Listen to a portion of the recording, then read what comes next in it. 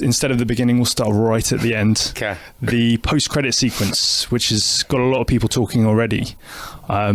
It's really interesting. What can you tell us about that? Was that always in place from the start? Who came up with that idea? We had a bunch of different variations of that. We actually shot that during principal photography. We shot that while we were in Australia, so it's not something we shot after the fact.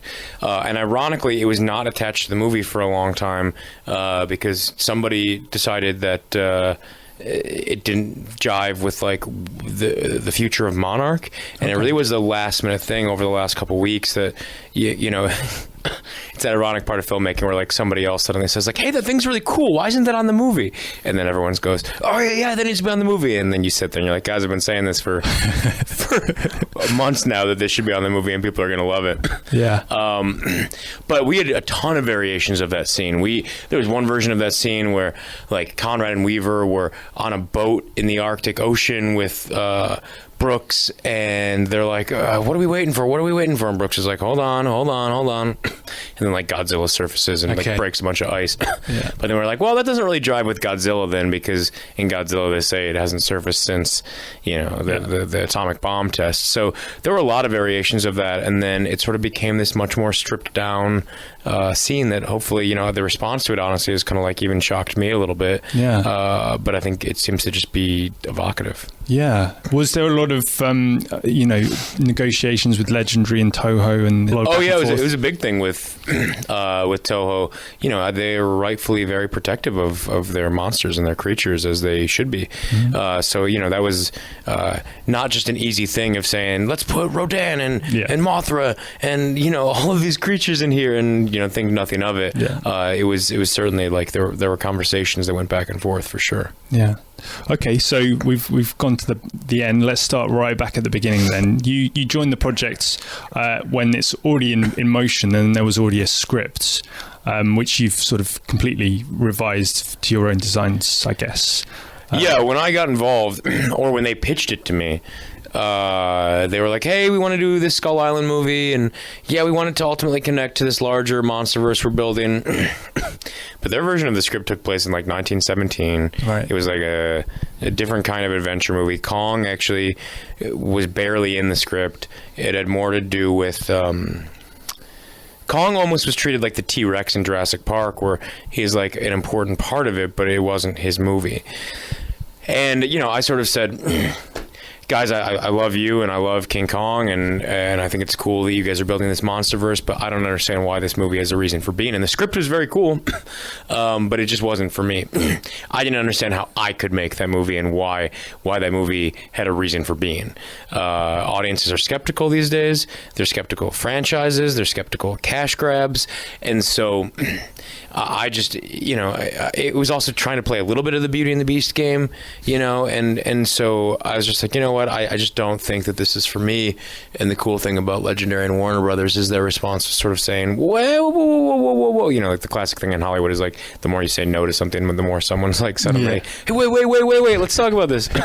And so I went away that weekend and started thinking about whether there was a version of this movie that I would see. And for a lot of reasons, first and foremost being the fact that in the early 70s, we launched the Landsat program, which were these satellites we put up into the sky and started looking down at the Earth, and we were starting to map the Earth. And I loved the idea that felt like a credible way to sort of have a modern day take on this thing. And as soon as that happened, then suddenly choppers and napalm and sunsets and Hendrix playing and just this like quintessential idea of like Apocalypse Now and King Kong, or a Vietnam War movie like Platoon or something with like a creature feature, or like a Harryhausen film, like that aesthetic genre mashup. And that's even beyond the thematics of the time period, which were super interesting to me because they're sort of a black mirror of what was happening now. That idea just seared itself in my head, and I went and I pitched them that idea the following Monday, legitimately thinking they were going to laugh me out of the room. It was one of these things where I was like, I would see that movie, and I would make that movie, and I feel like my friends would want to see that movie, and I was like, I've never seen that movie before, and I think we live in a time when all these movies feel routine and feel like you've seen them before. So I pitched it thinking they were going to be like, you're an idiot, get out of this room right now. And instead they said, okay, you know what, let's figure that out. So yeah, it completely was a page one rewrite, completely threw out that old script and just kind of riffed from there. So there's no element at all from that original script that made it to the final? At one point they did get on a boat in that script and they kind of go upriver. But look, I haven't read that script in a long time, and I think there's very cool stuff. I remember there being very cool stuff in that script. But the writer who came on didn't really read that script, and the writer who wrote that script eventually came back and did a bunch of very cool stuff for us because he's a very talented guy. But no, I don't think that there were. I don't think they were the creatures in that movie were kind of like dinosaur based.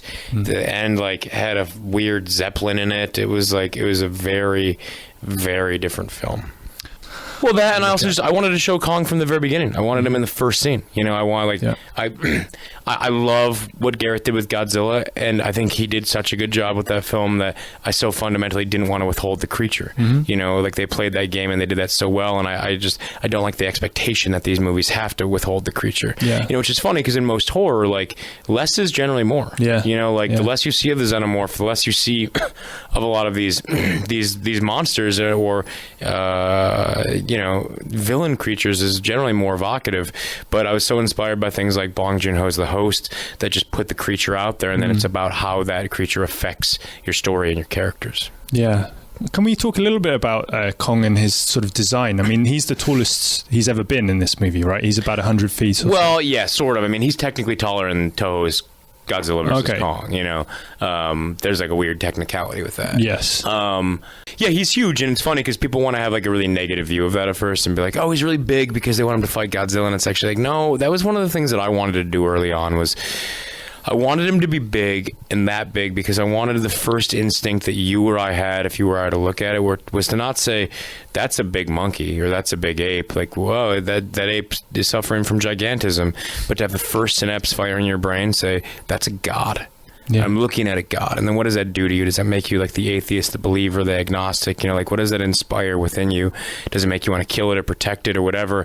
And with that design, it really was intended to be sort of a throwback to that 1933 version where he was a classic movie monster. He's not just a gorilla, he's not just a big ape. He's his own species, and he's got those heightened cartoonish elements and the big brow and the exaggerated feature and the bug eyes. And then I just wanted to take him and almost stand him even more upright, make him into this god and this lonely god and this protector of the island with this thankless task, and for him to carry himself with the nobility of a king, but to have this melancholy tragedy underneath it. And I'm fascinated by his sort of combat style in this movie. I mean, he's a proper brawler, but he's also an improviser. He finds weaponry wherever he can. Well, what was the inspiration there? Well, part of that is me trying to just thinking about what haven't I seen before? What do I want to see on screen?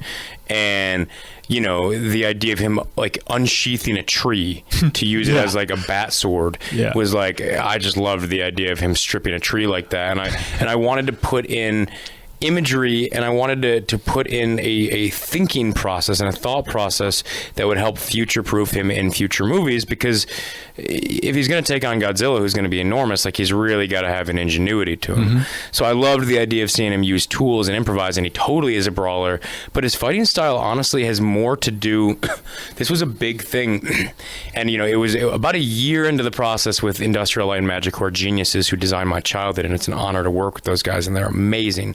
But Jeff White, who is our visual effects supervisor, turned to me and he's like, we're about a year in, and I think we finally figured out your aesthetic style.